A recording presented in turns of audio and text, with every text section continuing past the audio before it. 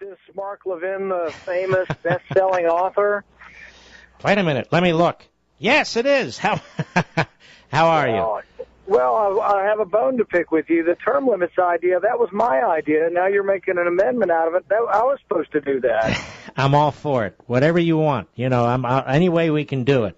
By the way, where are you calling me from? Well, you know what I've figured out is that the guys in Washington, I have a bill to do it. They're not too interested in limiting their own terms. So I think we may have to do it through the state legislatures.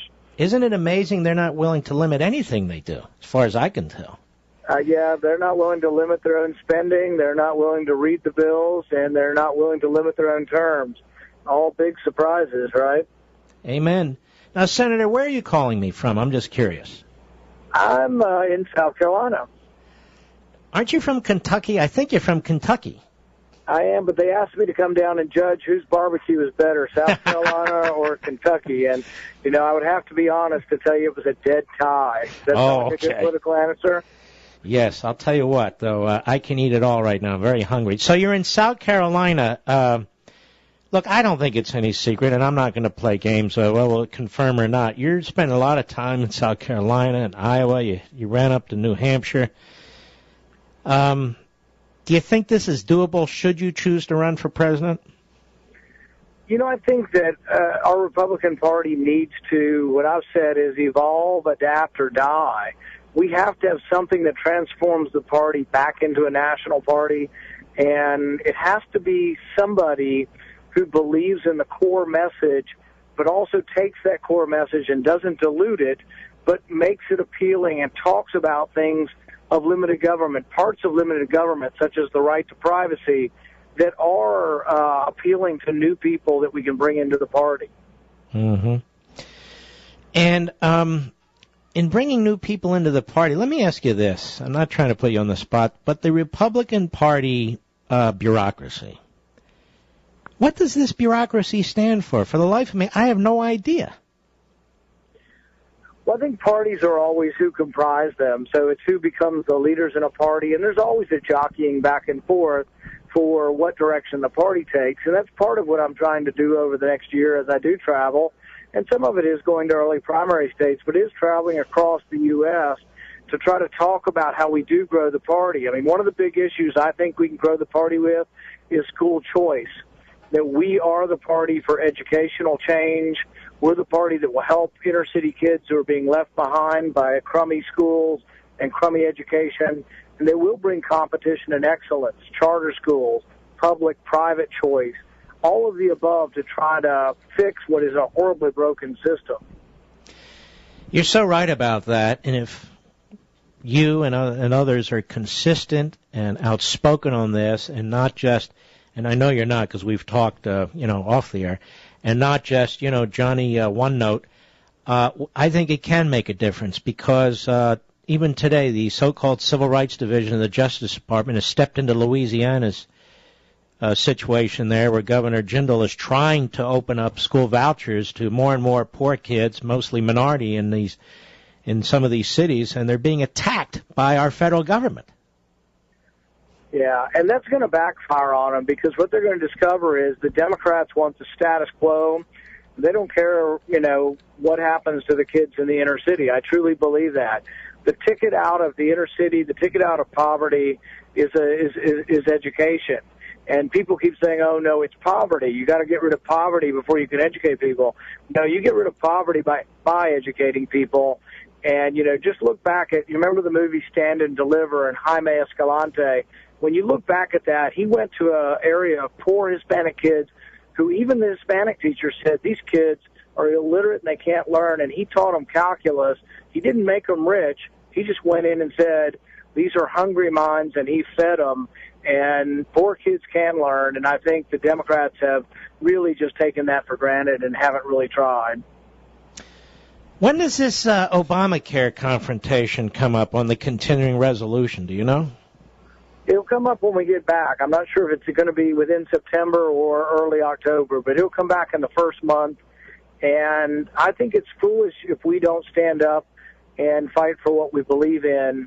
The problem is you have no leverage if the Republicans announce preemptive surrender and people up there say, oh, we're not voting for this because we're afraid. Well, that defeats the plan to begin with. So we do need to stand up, and there have been several of us saying we shouldn't fund it. We shouldn't fund Obamacare. If it's bad policy, why vote to fund it? Isn't your biggest problem right now exactly what you're saying, that, about two-thirds or more of the Republicans in the Senate and in the House, maybe less so, have already surrendered, and they keep talking a good game, but they obviously keep moving the bar. I mean, if we're not going to fight it here, then the debt ceiling. Now, you know damn well they're not going to do it on the debt ceiling either if they're not going to do it here. They've already capitulated, earlier on this year on the debt ceiling. But look back at the gunfight. Look back at the gunfight, and everybody said, "Oh, you guys are you Second Amendment people. You're never going to be able to do anything." We ended up winning the battle on that. I think we won the hearts and minds of people as people began to discover that really, if you want to protect kids in schools, it may well mean that you need some kind of protection there, some kind of self-defense would be maybe one of the ways we ought to think about it. We ended up winning that battle. Also, if you go back to the debt ceiling battle in 2011, we stood up and fought to attach budgetary reform, and the sequester I didn't think was even good enough, but the sequester did get attached because we stood up and fought when everybody else wanted to give in from the beginning. I often wonder why the Republican establishment ignores these victories and doesn't learn from these lessons, whether it's Reagan and his two massive landslides, speaking as conservative as any conservative candidate has ever running for president, whether it's the NRA and others fighting, as you point out, on the attacks on the Second Amendment. I mean, weakness, whether it's military or whether it is politics, you show weakness, and your opponents are going to take advantage of that, are they not? I think there are two strategies for how you grow the Republican Party. One is you make it Democrat light, we dilute our message, we become just a little bit less than what Democrats are, and hope that we can grow a party that way. It won't work. It's been tried, and I'm absolutely against that. The other way is we stick to our core beliefs, but we become better at articulating the message. For example, our message is more difficult. Our message is one of opportunity. It's one of the American dream, and it is not something tangible. We're not the party that wants to give you another cell phone. We're the party that wants to give you the opportunity to enter the middle class in a meaningful way with a meaningful job. But we have to convince people that we are sincere about it, that we're not the party of the rich. We're not the party of rich white folks. We are the party that's going to offer that opportunity to everybody, no matter where you come from, what your race, your color, or your creed.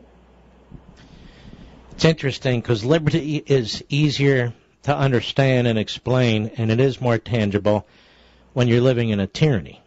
And yet, when you're living in a nation that is transitioning, or as Obama says, fundamentally transforming, it is a little more complicated, isn't it?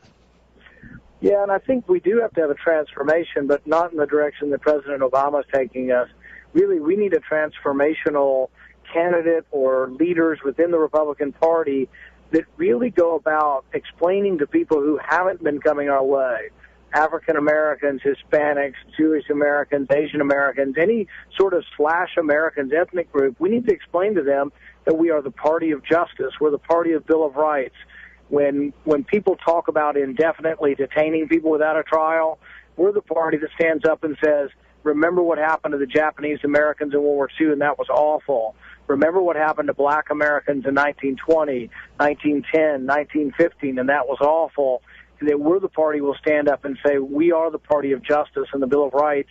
When we do that, I think all of a sudden you're going to find people who say, well, you know what, the Democrats have taken our vote for granted, and they aren't doing anything for us. They're not doing anything to protect us from blacks being incarcerated at 5 to 6 times the rates of whites for nonviolent drug crimes. What are the Democrats doing to help us? So I think when we get some libertarian-leaning Republicans who say, you know what, maybe we need to reassess putting people in jail for long terms for nonviolent crimes and taking away people's voting rights for these youthful indiscretions, I think that maybe we could become the party that does protect minority rights better than the Democrats do. All right, Rand Paul, as you are in South Carolina, I bet you're doing more than eating barbecue, but that's just a thought. It's always a pleasure, and I want people to know you're a really good guy in person, too. You're just a nice guy. You're very accessible, and I wish you well on the road there. Thanks, Mark. Thanks for having me on. All right, take care. All right, there's Rand Paul, senator from Kentucky. Man's got ideas. Man's got enormous energy.